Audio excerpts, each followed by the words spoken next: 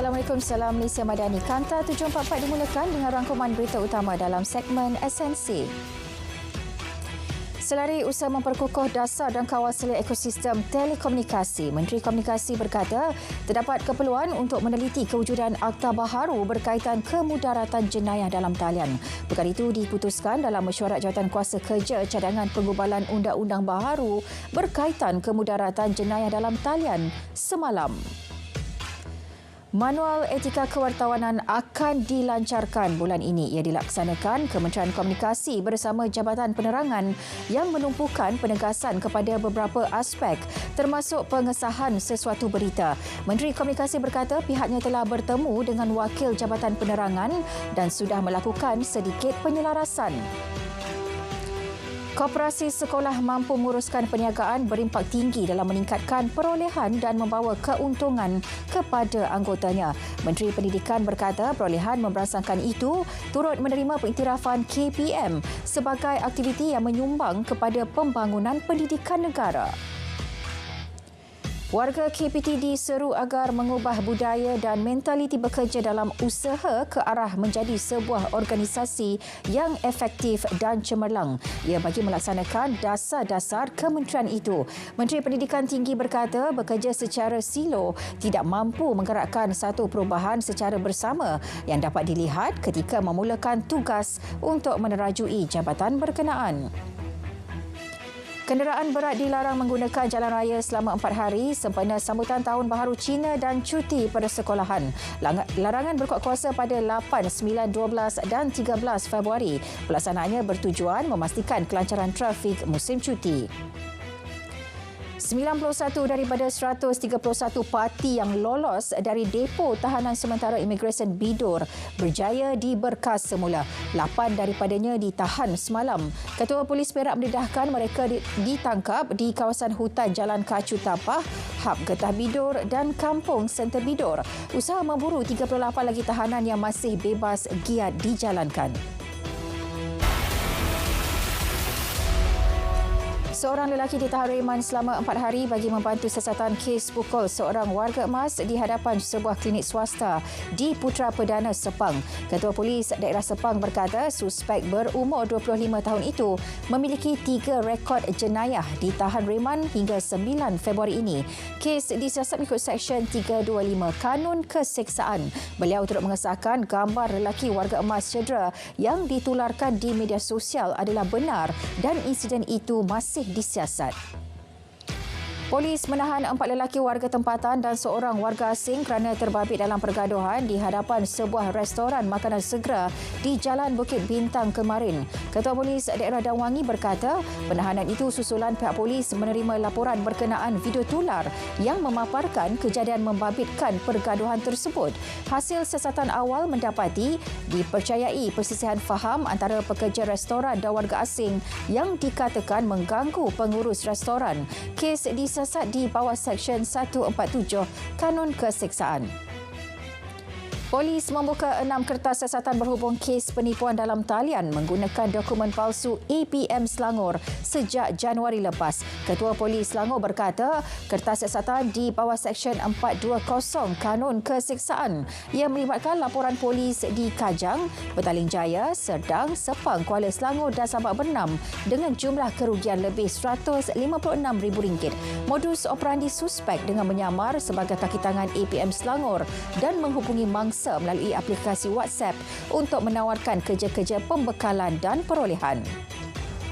Polis sedang mengesan seorang lelaki dan wanita yang bertindak samsing dengan menendang serta memukul penunggang lain dipercayai berlaku di Jambatan Pulau Pinang baru-baru ini dan tular di media sosial. Ibu Pejabat Polis Daerah Seberang Perai Tengah SPT dalam kenyataan memaklumkan pihaknya ketika ini sedang mengesan penunggang dan pembonceng motosikal itu yang bertindak membahayakan pengguna jalan raya yang lain. 19 individu termasuk pegawai kanan dan anggota polis diambil keterangan susulan kematian orang dalam tahanan di Langkawi Isnin lalu. Siasatan menyeluruh dilaksana bagi mengenal pasti punca sebenar kejadian. Ketua Polis Kedah memberi jaminan siasatan dilaksana secara telus. Kes dirujuk mengikut Seksyen 304 Kanun Keseksaan kerana bunuh tanpa niat. Seorang lelaki warga tempatan berusia 50-an disahkan meninggal dunia selepas ditemukan tidak sedarkan diri dalam sebuah bilik hotel di Miri petang semalam. Ketua Polis Daerah Miri berkata, mangsa merupakan seorang kru kapal yang berasal dari Kelantan dan menginap di hotel tersebut bersama 4 rakan setugasnya. Kes setakat ini diklasifikasikan sebagai kematian mengejut. Mayat mangsa dibawa ke Jabatan Forensik Hospital Umum Miri untuk proses bedah siasat. Ganjaran RM20,000 akan diberikan kepada mana-mana individu yang mempunyai maklumat kes bunuh Zain Ryan Abdul Matin Disember tahun lalu. Menurut Timbalan Pengerusi MCPF Selangor, ganjaran akan diberikan sehingga tertangkapnya penjenayah terbabit. Ia menjadi antara usaha bagi memastikan penjenayah itu dapat segera dibawa ke muka pengadilan. Ganjaran akan disalurkan melalui Polis Selangor. 670 individu ditahan termasuk warga asing di Selangor menerusi 349 serbuan op tapis khas. Operasi dilaksanakan Jabatan Siasatan Jenayah Narkotik Kontingen Selangor selama 3 hari bermula 29 Januari lepas. Pihaknya turut berjaya menahan 40 tokan dan 20 individu berstatus dikehendaki dalam operasi sama di sekitar Selangor. Seorang guru besar sekolah direman selama 6 hari sehingga Isnin depan. Ia bagi membantu siasatan berhubung kes tuntutan palsu berkaitan pembekalan makan minum murid dan kontrak pembersihan sekolah bernilai lebih 1.3 juta ringgit. Turut direman 2 lagi individu dari syarikat yang sama. Tuntutan palsu itu dikemukakan bermula 2022 sehingga 2023 melibatkan 100 murid berbanding jumlah sebenar seramai 35 orang.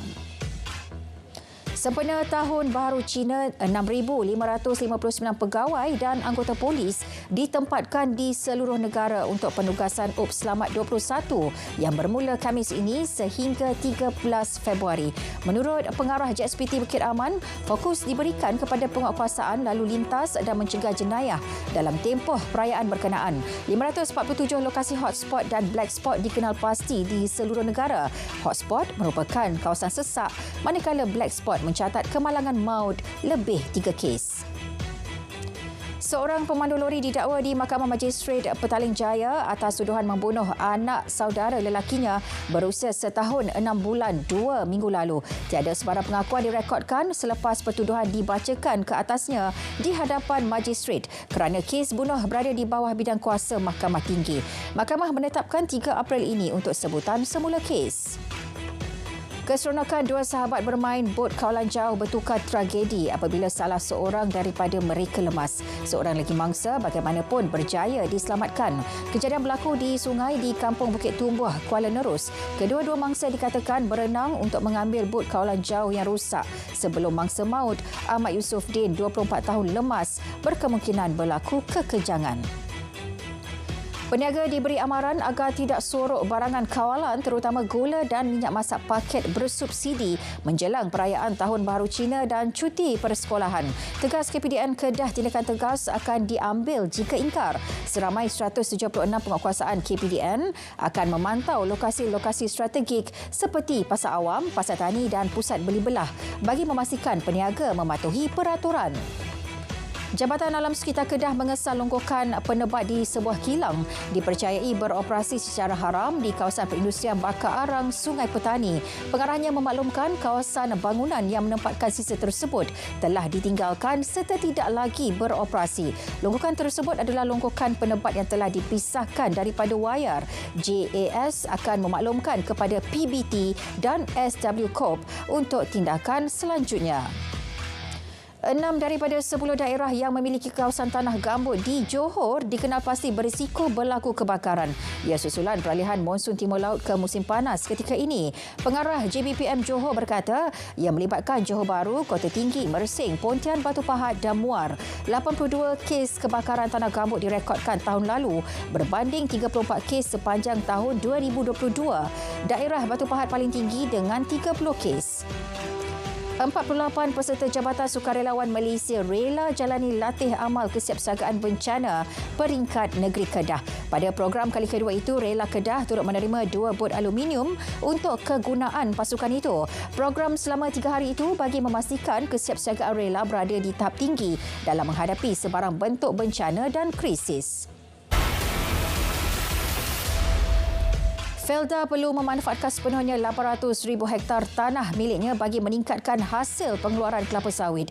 Menteri Perdagangan dan Komuniti berkata, tumpuan juga perlu diberikan kepada segmen hiliran berbanding perniagaan lain yang bukan dalam kepakaran Felda. Menurutnya, kelestarian industri sawit perlu dipastikan untuk mengelak sektor itu mengalami nasib sama seperti sektor getah negara.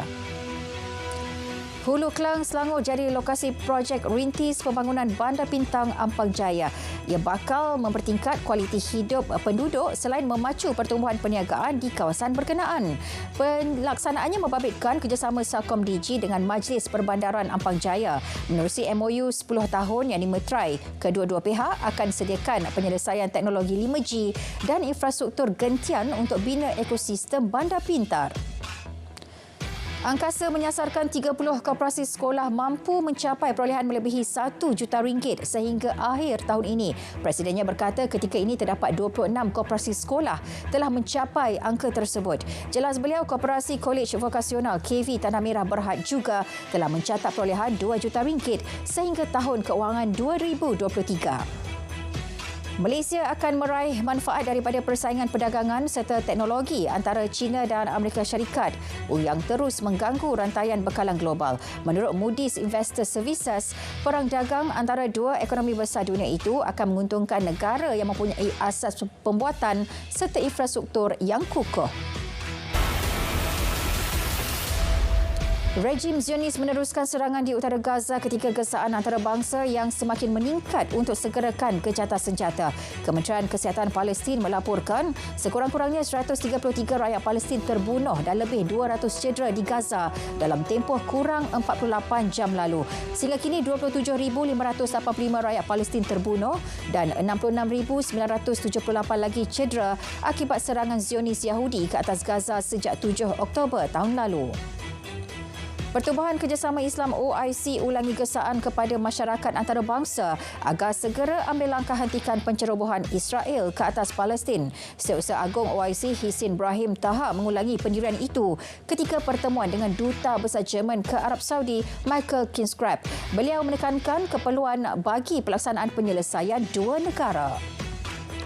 Sementara itu, Perancis menggesa tindakan pencerobohan Israel terhadap Palestin dihentikan segera. Gesaan itu dikemukakan Menteri Luar Perancis Stéphane Séjourné ketika mengadakan pertemuan dengan Benjamin Netanyahu. Beliau juga mengulangi bahawa Gaza adalah tanah milik rakyat Palestin. Dalam pada itu, Sepanyol akan memberi dana tambahan 3.5 juta euro sebagai bantuan kepada agensi pelarian Palestin selepas beberapa negara menghentikan pembiayaan mereka. Susulan itu, terdapat risiko serius aktiviti kemanusiaan akan lumpuh di Gaza. Beberapa negara termasuk penderma utama Amerika Syarikat, Jerman, Britain dan Sweden menggantung pembiayaan kepada agensi itu. Raja Charles didiagnos mengidap kanser dan akan menangguhkan tugas membabitkan penampilan awam untuk menjalani rawatan susulan. Pendedahan itu dibuat selepas Raja Charles mendapatkan rawatan beberapa hari di hospital bulan lalu. Buktian lanjut berkaitan kanser itu masih belum dikeluarkan pihak hospital. Petani di Sepanyol mengadakan sekatan di beberapa lebuh raya utama membantah kenaikan kos yang tinggi, birokrasi dan persaingan dari negara-negara bukan Kesatuan Eropah EU. Mereka juga menghalang lalu lintas di seluruh negara. Selain Sepanyol, petani di Perancis, Belgium, Itali dan Portugal turut berdepan masalah sama. Beberapa pertempuran ganas dengan pihak polis turut berlaku. 6 orang termasuk 3 pegawai polis cedera dalam cubaan serangan pengganas di hadapan Mahkamah Istanbul. Menteri Dalam Negeri Turki Ali Redikaya berkata 2 penembak, seorang lelaki dan wanita turut terbunuh. Mereka dipercayai bersama kumpulan militan DHKPC berhaluan tinggi. Siasatan ke atas serangan itu telah dimulakan.